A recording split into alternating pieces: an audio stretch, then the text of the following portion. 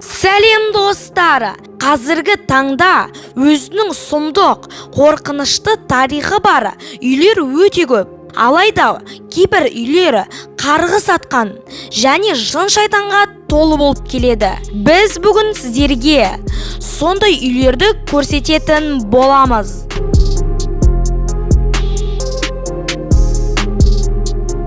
Видеомызды бастамас бұрын дәл қазір арнамызды қолдап, лайк басып, каналға тіркелуді ұмытпаңыз.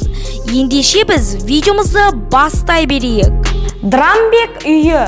Бұл үй Европадағы ең қорқынышты үйлердің бірі атанды. Сыртынан қарағанның өзі де қорқынышты. Мұндай үйлерді тек ужас фильмдардан ғана көретініміз анық. Бұл үйде тұрған адамдардың айтуы бойынша, үйде елестер жүреді дейді. Ал айналасында біртүрлі құбылыстар орын алады деп айтқан. Сонымен қатар белгісіз әйелдер қатты шыңғырады екен. Әппақ киініп еркектер де жүреді дейді. Мұның барлығын естудің өзі қорқынышты. Саллидің үйі. ақш-тағы бұл үй қарғыс атылған үй болып есептеледі. Бұл үйде Салли атты әйел тұрған және осы үйде қайтыс болған. Ол қайтыс болмай тұрып мынаны айтқан: үйде жарық өздігінен қосылып өшкен. Иттер үйде біреу жүргенде қайта-қайта үреді. Сәбидің ұйқысынан біреу оятып жылатады. Күніге ұйқыларынан тұрғанда осындай көгерген жараларды көреді. Лофтус Холл. Бұл үйде Лофтус атты отбасы тұрған. Бір кезде үйдің есігін біреу тоқылдатып, үйде бір күн түнеуін сұрайды. Сол кезде үйдің қожайыны Чарльз Тоттенхэм ол адамды үйіне кіргізіп бірге карта ойнайды. Бірде Чарльздің картасы еденге түсіп кетеді. Чарльз ол картаны алайын дегенде үстелдің астынан белгісіз аяқтарды көреді. Ол аяқтарды шайтан деп ойлайды. Сөйтіп Чарльз Тоттенхэм үйден бір жолата қашып кетеді.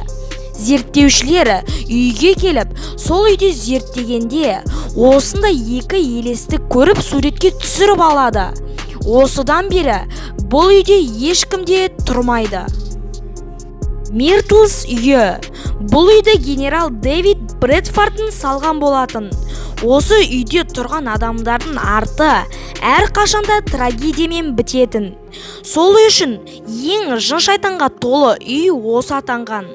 Бұл үйде біреудің көлеңкелері көрініп, пианино өздігінен ойналады. Үйдің тастанды болғанына бірталай жыл өтсе де, әлі күнге дейін жын-шайтанға толы. Маками үйі.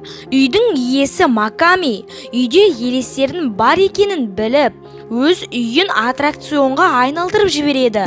Аттракционға келген адамдардың барлығы қорыққаннан өліп кеткен.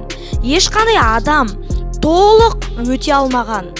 Кіре салысымен жын-шайтандар адамның көзіне көрініп, білгенін жасап адамды өлтіруге тырысады. Ал толық өтіп шыққан адамға $20,000 беріледі. Френли қонақ үйі.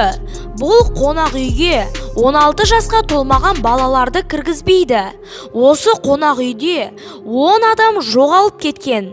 Бұл жерде есіктер өзінен өзі ашылып жабылып жатады. Келген адамдарға жындар маза бермейді екен. Біреу тарсылдатып жүргендей ұйықтатпайды.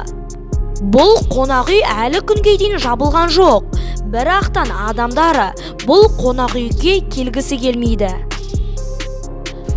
Достар, осымен біздің видеомыз аяқталды. Егер де сіздерге осы видео ұнаса, дәл қазір лайк басып, арнамызға тіркеліп, қоңыраушаны басып қоюды ұмытпаңыздар. Сол кезде біздің осындай қызықты видеоларымызды ешқашанда жіберіп алмайсыздар. Ендеше сіздермен бірге болған мен Райымқұл Абдулнұр Хамит. Қызықты мәліметтер арнасы. Сау болыңыздар.